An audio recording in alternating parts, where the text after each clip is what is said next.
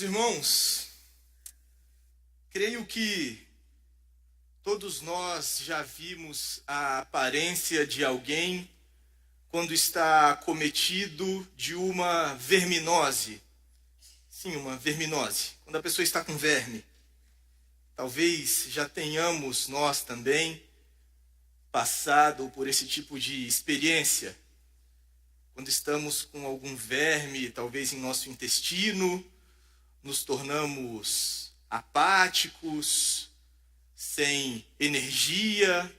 E enquanto não descobrimos aquilo que temos, permanecemos assim, às vezes achando que estamos mais preguiçosos, sem saber o que está acontecendo, não conseguimos levar a nossa vida. Estamos nos alimentando normalmente, com todas as vitaminas, todas as calorias que precisamos, mas o fato é que não conseguimos levar uma vida normalmente. Nos sentimos fracos, nos sentimos apáticos, nos sentimos sem forças. Isso é o que uma verminose faz com o nosso corpo. Quando esse parasita se alimenta do nosso corpo e assim ele tira a nossa energia, o nosso vigor. E por que eu estou falando isso? Porque a Bíblia diz que existe também um parasita, um verme espiritual. Existe uma verminose espiritual a qual todos nós estamos sujeitos. E que essa verminose, esse verme, ele também extrai de nós todo o nosso vigor espiritual, tira de nós a nossa capacidade de nos relacionar com Deus, de orar a Deus de uma maneira adequada. Tira de nós a nossa capacidade de frutificar pelo reino de Deus. Tira de nós a nossa capacidade de sentir a alegria espiritual neste mundo. Nos torna da mesma forma apáticos e sem forças, espiritualmente falando. Esse verme é a ansiedade. A ansiedade faz isso com cada um de nós. A ansiedade é o verme da nossa alma, é o parasita que nos impede de vivermos uma vida cristã adequada. A Bíblia diz que é um parasita que vai nos levando a sintomas cada vez mais degradantes. E é disso que o Senhor Jesus fala no texto que nós vamos ler nesta noite. Deste caminho cada vez mais profundo, cada vez mais degradante, que a ansiedade tende a nos levar, se nós não a tratarmos com um vermífugo espiritual, com a graça de Deus. Então vamos aprender um pouco sobre isso na palavra de Deus nesta noite, no Evangelho de Mateus. Conhecido o texto do Sermão do Monte, Mateus 6, versículo 19 até o versículo 34. Pensando a respeito desse verme tão poderoso, que vai nos degradando em sintomas cada vez mais destrutivos. Mateus 6, versículo 19 até o versículo 34. Acompanhe, por favor.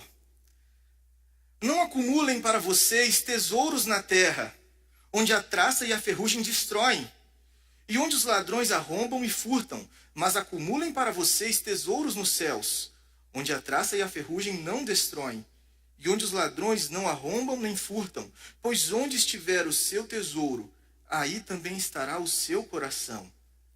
Os olhos são a candeia do corpo. Se os seus olhos forem bons, todo o seu corpo será cheio de luz. Mas se os seus olhos forem maus, todo o seu corpo será cheio de trevas. Portanto, se a luz que está dentro de você são trevas, que tremendas trevas são! Ninguém pode servir a dois senhores, pois odiará um e amará o outro, ou se dedicará a um e desprezará o outro. Vocês não podem servir a Deus e ao dinheiro. Portanto, eu lhes digo, não se preocupem com a sua própria vida, quanto ao que comer ou beber, nem com seu próprio corpo, quanto ao que vestir.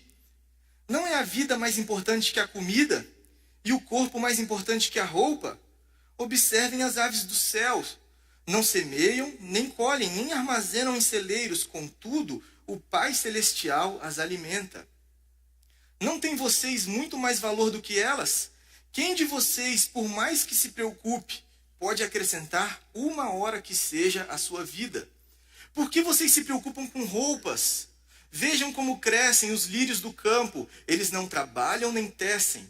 Contudo, eu lhes digo que nem Salomão, em todo o seu esplendor, vestiu-se como um deles. Se Deus veste assim a erva do campo, que hoje existe e amanhã é lançada no fogo, não vestirá muito mais a vocês, homens de pequena fé? Portanto, não se preocupem dizendo: o que vamos comer? Ou o que vamos beber?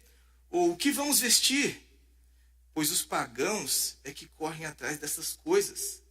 Mas o Pai Celestial sabe que vocês precisam delas. Busquem, pois, em primeiro lugar o reino de Deus e a sua justiça, e todas essas coisas lhes serão acrescentadas. Portanto, não se preocupem com o amanhã, pois o amanhã trará suas próprias preocupações. Basta a cada dia o seu próprio mal. O que o Senhor está nos ensinando aqui é a respeito do potencial destrutivo que a ansiedade tem em nossas vidas. E se nós não prestarmos atenção e clamarmos pela graça de Deus diante das nossas ansiedades, diante das nossas preocupações, elas certamente nos levarão a caminhos cada vez mais profundos em sua degradação. O que o Senhor Jesus nos diz, em primeiro lugar, é que a ansiedade, ela tem o poder de nos levar à idolatria. O que é a idolatria? De maneira bem simples. É quando nós escolhemos algo da criação de Deus para adorar no lugar do Deus bendito, Criador de todas as coisas. E o Senhor Jesus, ele começa nessa parte do Sermão do Monte.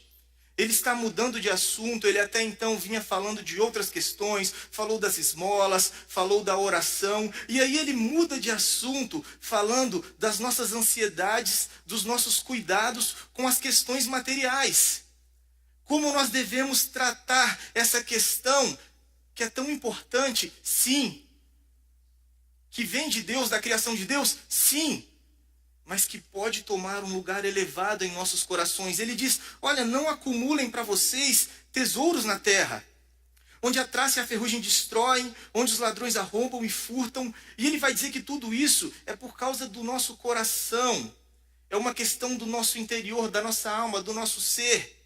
Ele diz: acumulem para vocês tesouros nos céus, pois onde estiver o seu tesouro, aí estará o seu coração. Onde aquilo que for importante para nós, aquilo que for valioso para nós, nós devotaremos o nosso coração, o nosso amor, as nossas afeições.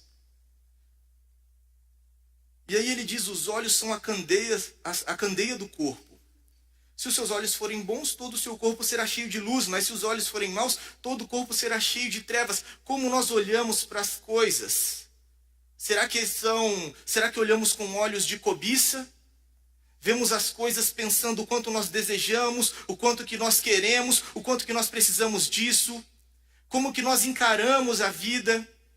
E se talvez vemos pessoas, conhecemos, como que nós vamos valorizar esse relacionamento? Olha, essa pessoa pode trazer benefícios para mim, etc. Olhos de cobiça. E o Senhor Jesus diz: se seus olhos forem assim, que tremendas trevas existem no seu interior, na sua alma. Cuidado com olhos de cobiça. E é por isso que o Senhor Jesus vai dizer no versículo 24: ninguém pode servir a dois senhores. Nós só temos um amor em nosso coração. Nós só temos uma devoção em nosso coração. Não existe possibilidade para politeísmo, não existe possibilidade no nosso coração para amar, servir dois senhores. Não podem, vocês não podem servir, cuidado, vocês não podem servir a Deus e as riquezas, fatalmente, o seu amor vai se deslocar para um e vocês vão acabar odiando o outro. Vocês vão se devotar, vocês vão servir a um e o outro vocês vão acabar desprezando, vocês vão cair em idolatria.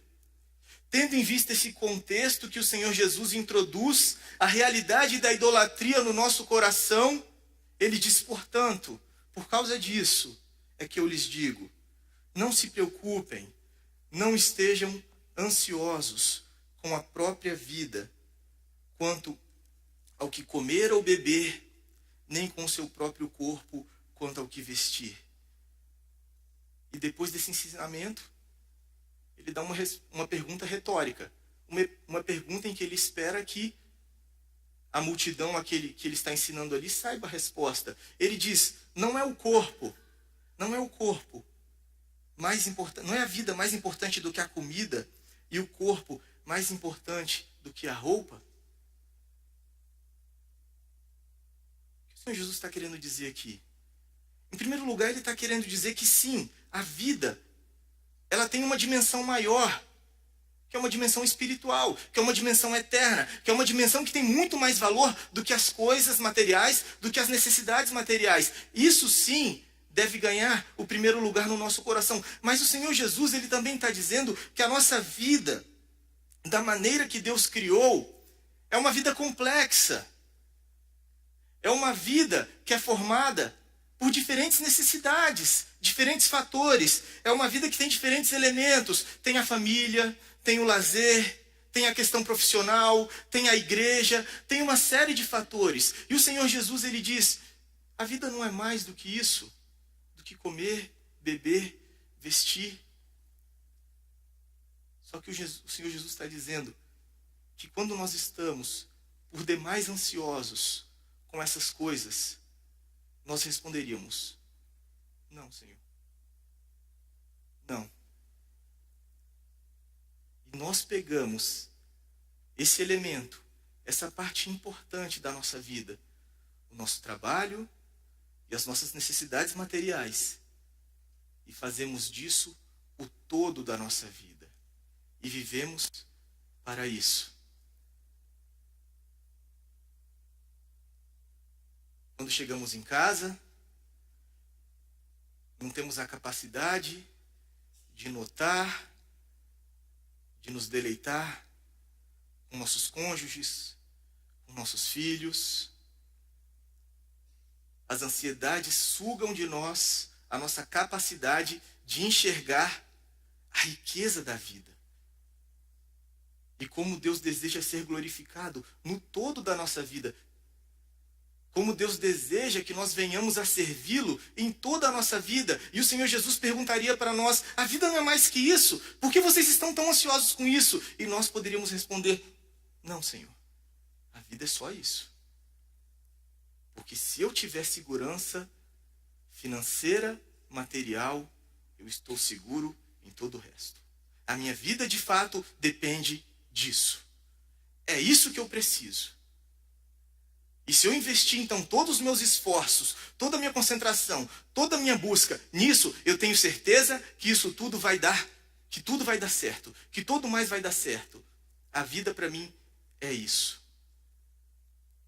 É isso que faz com que estejamos tão focados em nossas carreiras, que, mais uma vez, é algo bom, importante e valioso para Deus. Mas talvez não estejamos tão focados em sermos melhores cônjuges, melhores pais. E quando tem, por exemplo, um culto de casais, um culto de homens, eu não vejo tanta importância, eu não consigo sentir tanta importância para isso. Eu não consigo ver o valor disso. Mas sou o melhor possível na minha profissão, sou o melhor possível naquilo que faço, eu devoto todos os meus esforços aqui. Mas eu não consigo perceber o valor de ser um melhor homem de Deus, um melhor marido, uma melhor esposa, um melhor pai. Eu não consigo, eu simplesmente não vejo. Eu não tenho inclinação para isso. E sutilmente, o nosso coração se encaminha para a idolatria. estamos por demais ansiosos e servimos ao dinheiro,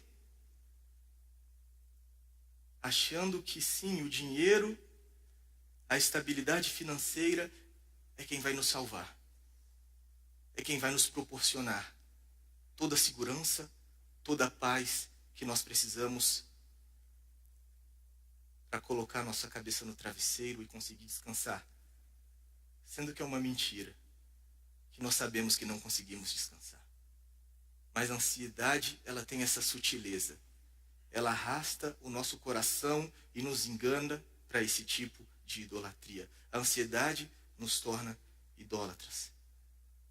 Precisamos ter cuidado com a ansiedade. Mas em segundo lugar, a ansiedade, ela vai ainda mais profundo. E ela nos leva à incredulidade. Sim, dizemos que cremos em Deus, dizemos que vivemos para Ele, mas na prática nos tornamos ateus funcionais. Vivemos como se Deus não existisse. O que o Senhor Jesus está dizendo aqui é que se nós cremos realmente em Deus, se nós realmente dizemos que existe um Deus no céu, nós precisamos acreditar que Ele é soberano, que Ele sustenta e que Ele cuida de todas as coisas. É isso que o Senhor Jesus diz aqui. Ele fala, olhem para as aves do céu. É interessante a força do verbo que o Senhor Jesus usa. Não é simplesmente olhem. Ele diz, contemplem, tomem tempo para analisar. Vejam e cheguem a uma conclusão. Olhem para as aves do céu. Elas não trabalham, elas não ajuntam em celeiros, elas não estão preocupadas. Todo o nosso processo de planejamento, produção, acumulação, poupança, ajuntar em celeiros, as aves não estão nem aí. Mas o Deus bondoso, o vosso Pai, está a cada dia provendo o alimento para elas. Nós não estamos acostumados a olhar assim para a natureza, quando o Senhor Jesus diz, olhem para os lírios, olhem a vegetação, e a gente, com a nossa mentalidade moderna, científica, nós aprendemos a lei da natureza, a fotossíntese, etc. Achamos que é algo puramente automático, biológico, mas o que o Senhor Jesus diz é que o Pai, Ele está preocupado em fornecer crescimento para essa graminha verde que ninguém dá valor. Se ela está crescendo, é porque o Pai está sustentando e Ele está preocupado, Ele sim, em cuidar de todas as coisas. Ele está cuidando dos mínimos detalhes. É Deus quem dá o crescimento, é Deus quem dá o necessário. E Deus está tão preocupado em vestir o lírio do campo de uma maneira bela. O Senhor Jesus diz no versículo 30, se Deus veste assim, talvez nessa tradução não dá a força do que o Senhor Jesus está falando. O Senhor Jesus diz, se Deus veste de tal maneira, se Deus veste com tamanha glória e beleza os lírios do campo, parem para pensar, cheguem a uma conclusão. Quem vocês acham que tem mais valor diante do Pai? Vocês ou os lírios? Que existe para ser lançado no fogo. É isso que o Senhor Jesus diz. Mas nós vivemos achando que o fruto do nosso trabalho está muito mais relacionado ao nosso próprio esforço, às nossas próprias preocupações, do que com o agir de um Deus provedor, cuidadoso, interessado com as nossas vidas. Os irmãos sabem que eu tenho trabalhado mais de perto dos adolescentes. E isso é nítido, isso é visível desde a adolescência, quando os adolescentes são massacrados por aqueles professores que estão já inseridos nesse mercado, nessa indústria do pré-vestibular que existe hoje e que fala que você precisa ser o melhor, senão você vai ser o mais fracassado no mercado e você precisa disso e você tem que se matar de estudar e o estudo tem que ser o todo da sua vida e se não for assim, coitado de você. E isso gera tanta ansiedade, estresse. E como é libertador quando um adolescente chega ao entendimento de que, olha, eu tenho que dar o meu melhor, sim, para Deus.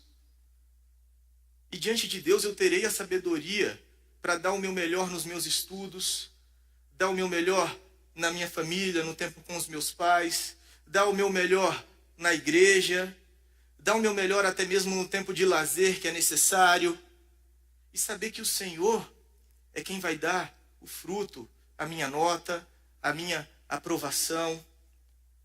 Pouco tempo atrás lidei com um adolescente que teve a oportunidade de mudar para uma escola que, segundo ele, era uma escola melhor, e por ser melhor era uma escola mais puxada do que a que ele vinha estudando. E esse adolescente falou, olha, eu não estou mais vivendo, não estou mais dormindo, estou indo dormir todo dia, 3 da manhã, está difícil acompanhar, está difícil lidar, não sei o que vai ser. E foi um processo, alguns meses, trabalhando com aquele adolescente. Falei isso, o Senhor, Ele deseja ser glorificado nas diversas facetas da sua vida. E uma delas é dormir. A Bíblia diz que Deus não dorme, o guarda de Israel, ele não dorme, ele não descansa. Mas você não é Deus. Você precisa dormir, você precisa descansar. Eu estou vendo, você está mal. E nós sabemos que a primeira coisa que a ansiedade faz conosco é tirar nosso sono. E dormir se torna um ato de fé diante do Senhor. Senhor, eu confio em Ti para a minha eternidade. Eu confio que tudo vem do Senhor para o meu dia a dia. E por isso eu posso dormir. Senhor, me ajuda a dormir. Mas esse adolescente estava profundamente perturbado. E a sua vida já entrando em grande desequilíbrio, inclusive na igreja, e aí afetando até mesmo a questão moral, etc. Resumindo a história, no final do ano esse adolescente passou no vestibular, deu tudo certo. Mas foi um processo de aprendizado diante do Senhor, e é um processo que nós precisamos aprender diante do Senhor a cada dia. Quando temos aqueles chefes tiranos diante de nós, nos ameaçando, falando constantemente das metas que precisamos bater, e que se não for assim... O mundo, ele tem os seus meios, os seus mecanismos de nos fazer cada vez mais presos a ele mesmo. É uma grande armadilha. E quando nós entramos nessa armadilha, é um labirinto quase que sem saída, e desloca do nosso coração a nossa fé na provisão bondosa e constante do nosso Deus. E nos tornamos ansiosos, profundamente preocupados, incrédulos, achando que tudo depende do nosso braço, achando que tudo depende da nossa força. E o que o Senhor Jesus está dizendo? Não, não é assim. Contemplem a natureza e vocês logo chegarão à conclusão que não é assim. Mas a ansiedade faz isso conosco. É interessante como o apóstolo Paulo enxerga isso na vida dele, no trabalho dele, no ministério dele, quando ele diz em Colossenses 1, versículo 29, falando do ministério dele, ele diz, olha, para isso eu me esforço. Está falando o esforço dele para que todo homem se torne perfeito em Cristo. Para isso eu me esforço, eu dou o meu melhor. Mas com qual critério? Lutando conforme a sua força, que atua poderosamente em mim. Sim, eu dou o meu melhor, eu sou dedicado, eu faço aquilo que eu posso, mas eu sei que tanto a motivação, a capacidade para o trabalho, como também os frutos, os resultados do meu trabalho, são segundo a força do Senhor. É Ele quem está atuando com poder. Tudo depende dEle. Tudo vem dEle. Mas a ansiedade nos cega para isso. Precisamos tomar cuidado e perceber se já estamos nos tornando incrédulos, focados em nós mesmos. Porque nós não somos capazes de suportar tamanho peso. E assim estaremos pecando também contra o Senhor. Mas por último, o Senhor Jesus, ele vai dizer que a ansiedade nos torna inúteis. Esse verme espiritual, tão prejudicial para nós, nos tornará inúteis no reino de Deus. E isso é o mais grave. E eu creio que esse é o grande objetivo de Satanás quando nos tenta com a ansiedade, nos tornar inúteis. É surpreendente, eu não sei se você reparou nos versículos 31 e 32, quando o Senhor Jesus diz que nós não devemos estar preocupados com as coisas materiais. E eu não sei se você prestou atenção, o Senhor Jesus ele não está falando de palácios, de fortunas. O Senhor Jesus está falando de comer, beber e vestir. E como ele descreve, como ele caracteriza aqui os pagãos, os incrédulos, aqueles que não têm um compromisso com Deus. Nós concordaríamos prontamente se o Senhor Jesus os caracterizasse como sensuais, como profanos, como malignos, mas o Senhor Jesus diz, os incrédulos são os que se preocupam com essas coisas. São aqueles que buscam e trabalham por essas coisas. Comer, beber e vestir. E aí o Senhor Jesus diz, então, qual que deve ser a nossa motivação como cristãos, como filhos de Deus, para o nosso trabalho. Busquem, pois, em primeiro lugar, a prioridade do nosso trabalho, o reino de Deus e a sua justiça. E todas essas coisas, comer, beber, vestir, tudo que é necessário à nossa sobrevivência, serão acrescentadas. O Senhor Jesus, ele diz que as coisas que precisamos, as nossas necessidades, aquilo que o Pai Celestial conhece e sabe que realmente precisamos, vem por consequência, vem por tabela, são acrescentados. Quando o foco do nosso trabalho está em servir a Deus em primeiro lugar. Quando o foco da nossa busca a cada dia, quando acordamos, quando nos desgastamos. Sim, nos desgastamos, existe um desgastar-se. O versículo 34 diz, não se preocupem com o amanhã, pois o amanhã trará suas próprias preocupações. E ele diz que cada dia tem o seu próprio mal. Cada dia nós teremos os nossos desafios, vivemos num mundo caído, vivemos num mundo de sofrimento, muitas vezes o ambiente de trabalho não é fácil, muitas vezes a nossa produtividade no dia não é aquela que esperamos, temos as inquietações de cada dia, temos as oposições, muitas vezes, no nosso trabalho, por sermos fiéis a Cristo. O Senhor Jesus reconhece que, diante da responsabilidade que Ele dá para cada um de nós, dona de casa, professor, médico, enfim. O Deus que provê todas as coisas, usa cada um de nós como instrumentos da sua provisão. E Ele espera que façamos isso com a motivação de glorificarmos o nome dEle. Com a motivação, sim, de dar o nosso melhor para Ele. E aquilo que precisamos, aquilo que necessitamos, o Pai conhece os frutos, as metas do nosso trabalho, aquilo que tenta nos inquietar tanto, o Pai conhece e Ele acrescenta. Porque se não for assim, nós nos tornamos como os incrédulos. Que muitas vezes, que na verdade não tem a esperança que nós temos de um paraíso, de uma vida eterna com o Senhor, e que se inquietam querendo construir o seu paraíso, a sua eternidade aqui na terra, e de maneira tão sedutora, através da mídia, através dos colegas de trabalho, nós olhamos para essas coisas e nos desgastamos, nos tornamos ansiosos, descontentes com tudo isso.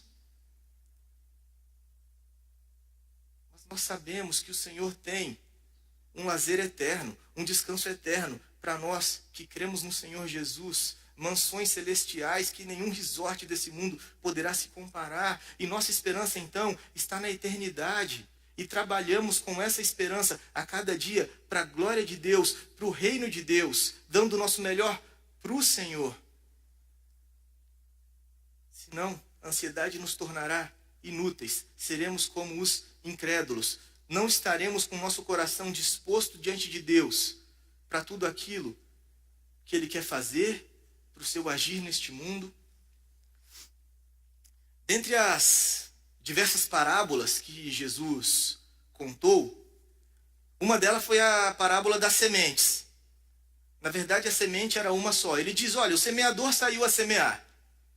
E aí ele diz, a primeira semente caiu no meio do caminho, no chão pisado, duro. A segunda caiu num chão pedregoso e ali ela até germinou, mas como era um terreno pedregoso, as raízes não eram profundas, então ela logo morreu. Mas aí o semeador ele também continuou semeando e caiu mais uma semente e esse terreno ele era cheio de espinhos. E a semente também germinou. Mas como era um terreno cheio de espinhos, aqueles espinhos sufocaram e aquela semente também não se tornou uma árvore, não deu frutos, ela morreu. Aí o Senhor Jesus diz, mas tem uma quarta semente. E essa semente caiu num bom solo. E esse solo gerou muito fruto, a 30, 60 e 100 por um. E Jesus fala isso para as multidões, e aí os discípulos chegam perto de Jesus depois. Jesus, como assim? Explica, o que o Senhor quis dizer? Aí Jesus diz, olha, a primeira semente que caiu no caminho, na verdade o semeador é o pregador.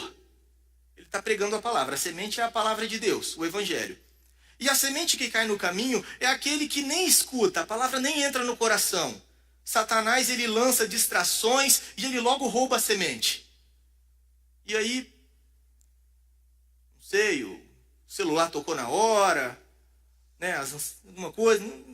Satanás lançou as distrações. A segunda semente, ela caiu num terreno pedregoso e germinou. Ele recebeu a palavra com alegria. Ele gostou, ele recebeu, ele se alegrou com aquela palavra, mas logo depois vieram as perseguições. Se tornou difícil, talvez na família, no ambiente de trabalho, talvez ficou difícil ali testemunhar, manter o seu posicionamento, e aí a palavra também não frutificou.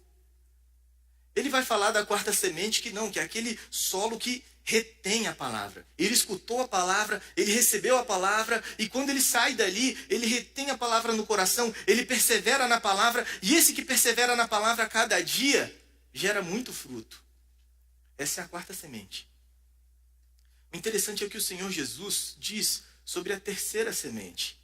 Essa parábola está lá em Marcos 4, no versículo 19, ele diz o seguinte, que a terceira semente, ele até recebe com alegria, mas os espinhos são as preocupações, as ansiedades, porque ele diz, no versículo 19, quando chegam as preocupações desta vida, o engano das riquezas e os anseios, as ansiedades por outras coisas, sufocam a palavra, tornando-a infrutífera.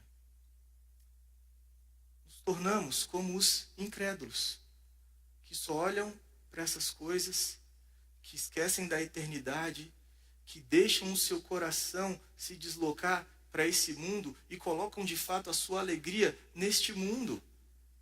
E a ansiedade nos engana e em um determinado momento ela vai cobrar o preço. Se deslocamos nossas afeições, nosso amor, nossa adoração, em determinado momento cobrará o seu preço. Teremos que ser infiéis ao Senhor para manter a posição que tanto desejamos em algum momento.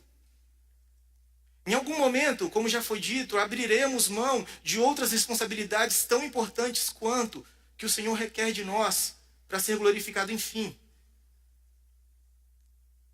Nos tornaremos inúteis diante do reino de Deus, porque estamos profundamente ansiosos com este mundo.